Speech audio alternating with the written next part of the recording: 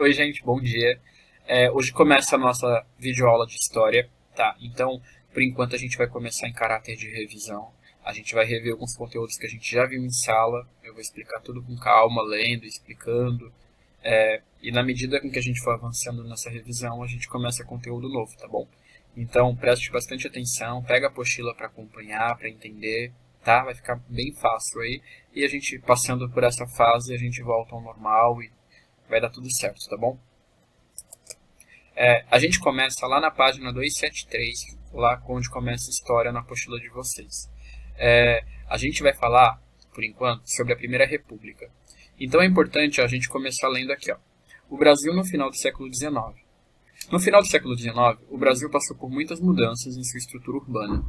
Na Europa, o processo de industrialização impulsionou países como a Inglaterra a realizarem investimentos no Brasil, além de favorecerem a aquisição de empréstimos pelo governo brasileiro. Esses recursos foram aplicados em diversas áreas, principalmente para modernizar a infraestrutura do país. Assim, foram construídas as ferrovias, as redes de esgoto, estruturas de abastecimento de água, redes de iluminação pública, entre outras melhorias. No entanto, a maior parte da população do país não foi favorecida por esses avanços, permanecendo em condições precárias. O poder econômico das oligarquias. No século XIX, o Brasil se consolidou como o maior produtor e exportador do café no mundo. O lucro decorrente dessa atividade econômica gerou muitas riquezas para uma pequena parcela da população, a elite cafeeira, que fazia parte da elite oligárquica do país. Esse grupo com poder econômico, porém, não apresentava autonomia política em relação ao governo central, pois o Brasil era governado por um imperador em um regime monárquico.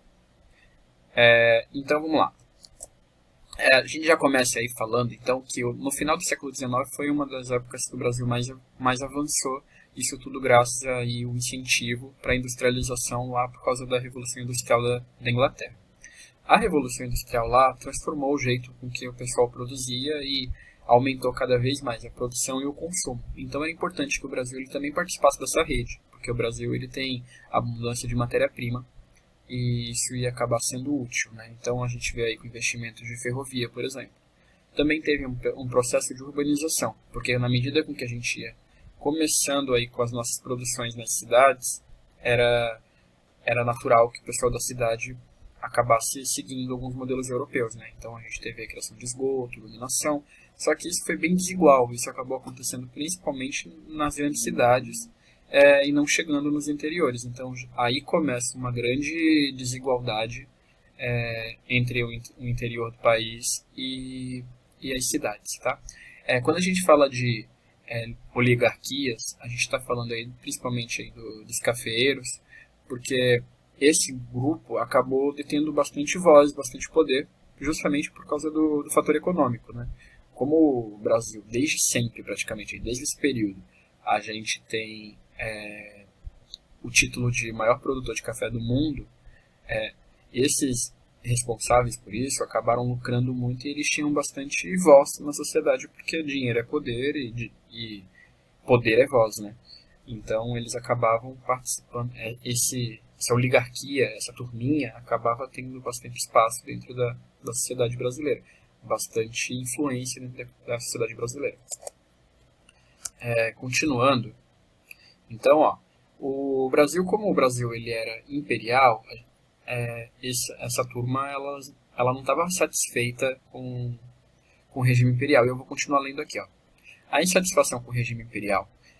As elites oligárquicas estavam insatisfeitas com o regime do imperador Dom Pedro II, né, que a gente chama carinhosamente de Pedrinho, pois não tinham autonomia política. Nessa época, grupos militares também reivindicavam mais participação no governo e nas decisões políticas do país. No final do século XIX, o exército brasileiro estava fortalecido, principalmente por causa da Guerra do Paraguai, que exigira uma intensa mobilização das tropas e a organização das forças armadas. Os oficiais de alta patente buscaram então maior autonomia nas decisões políticas, criticando muitas medidas do imperador. Com o objetivo de acabar com a monarquia, a partir de 1870, surgiram no Brasil grupos de políticos e intelectuais que defendiam a implantação do regime republicano, Ao longo dos anos, a insatisfação com o monarca cresceu entre diversos setores da sociedade. Membros do alto escalão do exército, aliado às elites oligárquicas e aos republicanos, resolveram tomar o poder de Dom Pedro II, proclamando a República e instituindo uma nova forma de governo em nosso país. Então, a República ela vem começar aí principalmente por causa dessa insatisfação. Insatisfação do rico, né, dos oligárquicos, insatisfação do exército brasileiro, que estava muito forte por conta da Guerra do Paraguai. Então esses dois aí foram os principais agentes aí que estavam insatisfeitos com a liderança do imperador, porque eles não viam o imperador tratando eles como eles achavam que eles deveriam ser tratados, né? Eles queriam tratamentos especiais, e como eles tinham poder, tanto poder militar, né, poder à força, quanto poder de influência, poder econômico, eles acabaram aí arquitetando tudo para que o Brasil se tornasse uma república. Indo lá para a página seguinte, vamos continuar aí. Cotidiano dos afro-brasileiros na Primeira República. Em 1888, a aprovação da Lei Áurea decretou o fim da escravidão no país. Esse processo resultou sobretudo das lutas da população afrodescendente e dos abolicionistas. Contudo, após o fim da escravidão, não foi empreendida pelo governo nenhuma medida de suporte e auxílio aos ex-escravos e seus descendentes.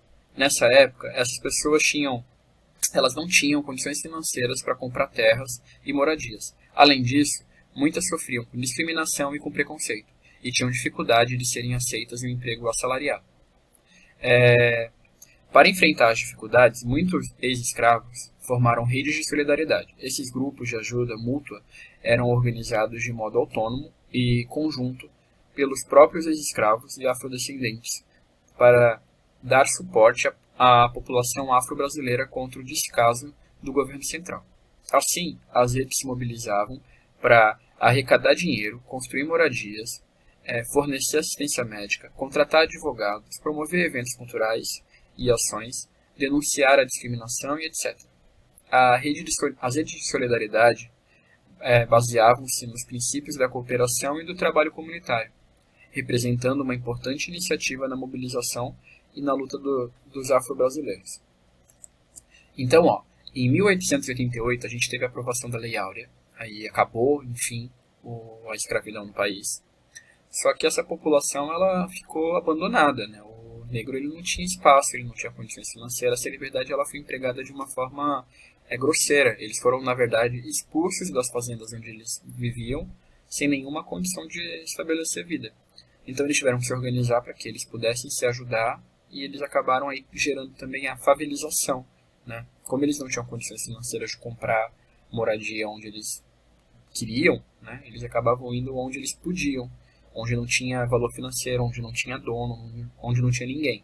Então é por isso que, desde lá da abolição, a gente vê o negro sendo o principal morador da favela, e as favelas sendo instaladas aí nos morros, nos mangues, nas áreas de várzea, que na medida que a gente chega em período chuvoso, alaga, porque são áreas que não tinham valor financeiro e que ninguém queria, e que o negro, para sobrevivência, acabou ocupando essas áreas para morar. Cultura e resistência. Outras formas de resistir ao problema da exclusão social eram as práticas culturais. Nessa época, muitos afrodescendentes se uniam para celebrar suas tradições e festas religiosas. A manifestação de suas culturas tornavam os grupos de ex-escravos mais fortes diante a imposição de costumes de origem europeia, mantendo vivas suas tradições. Muitas dessas tradições afrodescendentes foram mantidas até os dias atuais, como a festa do Divino Espírito Santo, a crença em orixás e a prática da capoeira. A organização de publicações jornalísticas também se mostrou importante nesse contexto pós-abolição, como relevantes canais de comunicação e de luta política. Os jornais realizavam a integração de diversos grupos afrodescendentes pelo país, divulgando textos de denúncia e de mobilização. Então, o negro, para poder combater esse preconceito, ele tinha que se organizar, ele tinha que se expressar, ele tinha que ocupar espaços que antes não eram deles e que nem eram fáceis de ser ocupados, né? O branco, né, o europeu, ele acabava dominando a sociedade e o negro recém-abolido ele não tinha muito espaço. Mas aí a cultura prevaleceu, eles se organizavam para poder praticar capoeira, para poder acreditar na sua fé em orixá, que era combatida pelo europeu, porque o europeu sempre foi católico, sempre foi cristão, né? Mas mesmo assim, houve uma resistência da cultura e o negro não abandonou, não deixou de viver a sua cultura negra e propagar a sua cultura por aí. A Casa da Tia Seata. Entre as manifestações culturais dos afrodescendentes, as festas e reuniões que aconteciam na Casa da Tia Seata ganharam destaque e importância. A Casa da Tia Seata foi um importante centro de divulgação da cultura negra por todo o Rio de Janeiro. Tia Seata era uma conhecida líder religiosa da época, que apresentava experiência e sabedoria no candomblé. Em sua casa ocorriam muitas reuniões de caráter religioso e social, em que participavam pessoas de diversas condições sociais, principalmente músicos e artistas populares, como Pixinguinha e João da Bahia, que tocavam e cantavam samba e chorinho. Por ser um local onde se apresentavam as tradições africanas, a casa era conhecida como Pequena África. O local não era frequentado somente pela comunidade negra, mas por membros da classe média branca, como políticos, policiais e jornalistas. Deste modo, a convivência harmoniosa e festiva entre as pessoas de diversas classes sociais foi muito importante para a popularização do samba, do chorinho e da cultura afro-brasileira no século XX, no início do século XX. Então, a Tia Seata, ela acaba exercendo essa importância e por dar esse espaço para a pequena África. Ali o africano ele tinha espaço para poder ser, né, para poder propagar a sua cultura. E como outras pessoas acabavam indo também, né, muitos brancos ali acabavam indo também, isso fez com que o negócio se tornasse cada vez mais popular. A gente não consegue imaginar, por exemplo, o samba se tornando popular se não fosse essa boa recepção do homem branco na cultura negra. Tá? Hoje a capoeira, por exemplo, é praticada por vários brancos, mas inicialmente ela era uma dança, luta, desenvolvida aí pelos negros, para que eles pudessem treinar os seus corpos caso eles tivessem a necessidade de entrar numa luta.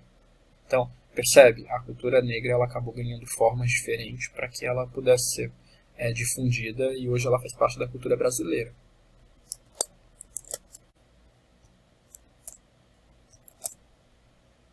Então, gente, tudo que eu expliquei até agora permite que vocês consigam realizar os exercícios até a página 281.